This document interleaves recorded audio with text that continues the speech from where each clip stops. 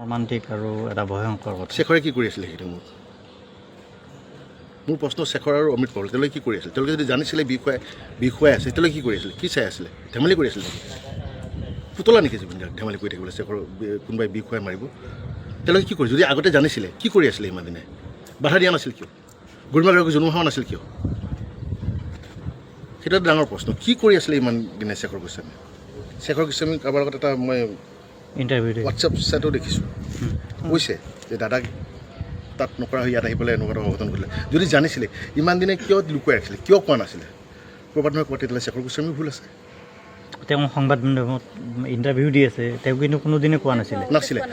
আজিলৈকে আপোনালোক সকলো মিডিয়া ইয়াত আছে। শেখৰ গোস্বামী যিদিনাখন 21 তাৰিখে জুবিন গাৰ্গ আমাৰ মাজলৈ আহি পালে সেইদিনাখনে কিন্তু শেখৰ গোস্বামী গুৱাহাটী আহিছে। আজিলৈকে এই ঘৰটোত কোনোদিনাখনে শেখৰ গোস্বামী ভৰি দিয়া দেখিলেনে? গৰিমাৰ হাতখনত ধৰি পেলাই কোৱা শুনিলেনে যে মোৰ ভুল হৈ গ'ল বৌ, আপোনাৰ ওচৰৰ পৰা যেনেকৈ জুবিন গাৰ্গক লৈ গৈছিলোঁ আমি ঘূৰাই আনিব নোৱাৰিলোঁ, সেনেকৈ বুলি সমবেদনা জ্ঞাপন কৰা দেখিলেনে? কোনোবাই নাহিলে। কিয় নাহিলে? তেওঁলোকে নিজাববীয়াকৈ কাৰোবাক বাইট দি আছে, কোনোবা এজনক মাতি কথা কৈ আছে। কিয় কৰিছে? তাৰমানে ক'ৰবাত নহয় ক'ৰবাত শেখৰ গোস্বামী পৰোক্ষভাৱে নহ'লেও প্ৰত্যক্ষভাৱেও এই গোটেই ঘটনাটোৰ লগত জড়িত হৈ আছে। আৰু ভুলটো তেওঁলোকে কৰিছে। প্ৰথম কথা, ভুলটো তেওঁলোকে কৰিছে, ভুল তেওঁলোকৰ নেগলিজেঞ্চিৰ কাৰণে হৈছে। আৰু এই নেগলিজেঞ্চিটো কিয় কৰিছে তেওঁলোকে তাৰ উত্তৰ তেওঁলোকে দিব লাগিব, অসমবাসীক দিব লাগিব।